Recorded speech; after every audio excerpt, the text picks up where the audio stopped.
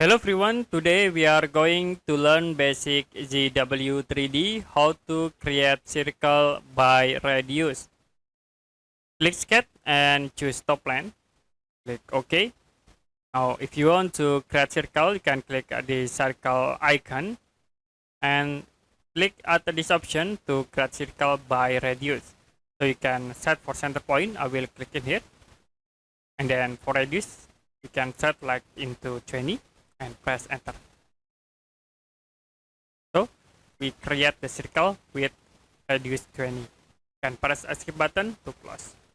So you can click again the circle and then choose this option. Specify for center point, I will click in here. And then for radius, I will set into 40. Press enter and enter again. Okay, that's it for basic ZW3D, how to create a circle by radius. If you have any question about tutorial, you can comment below this video.